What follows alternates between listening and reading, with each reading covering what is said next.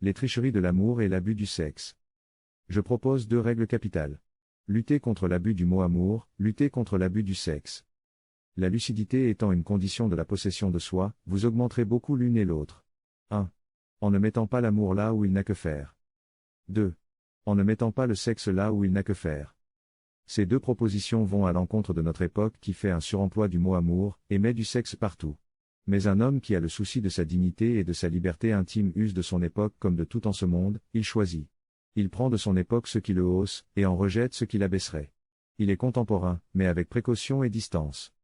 Parlons d'abord de l'abus du mot amour. Nous sommes persuadés que l'amour-passion est une clé universelle magique. Rien de plus fort et de plus beau que l'amour-passion. Et nous trouvons naturel que l'exaltation amoureuse soit le principal de la littérature, du spectacle, de la chanson. Mais, si nous jetons un coup d'œil sur la littérature de l'Antiquité, du Haut Moyen-Âge et des anciens peuples indo-européens, nous découvrons que l'amour-passion en est absent.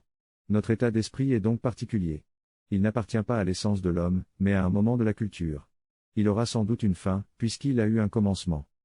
Un homme intelligent qui sait cela, la morale de Midinette qui, du luth des troubadours à la guitare électrique, domine les rapports entre les sexes, n'a plus prise sur lui.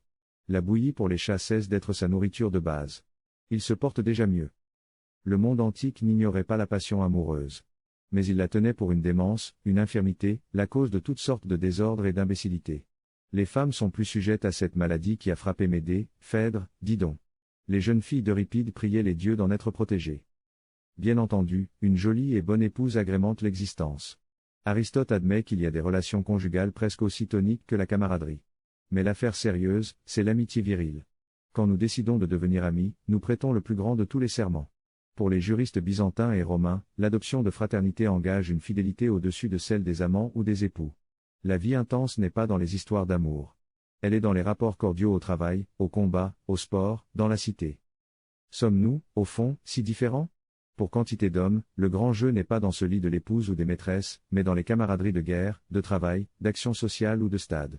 Et il y a, pour quantité d'hommes, plus de feu dehors qu'au foyer. Il se pourrait bien que nous fussions des antiques sans l'avouer. Mais la liberté d'esprit commence quand les choses vous apparaissent, non comme on les chante, mais comme elles sont. Enfin, dans l'Antiquité, nul n'est sage si, parvenu à la maturité, il ne se déprend de l'amour. Il ne mérite ni l'estime d'autrui, ni la sienne propre, ni celle des dieux, s'il ne reporte sur les essences idéales le désir mêlé de sentiments qu'il eut de la chair. La jeunesse du philosophe est l'âge où l'homme, devenu mûr ne s'attache plus. Amour, je me sépare de vous avec allégresse, parce que je vais cherchant mon mieux.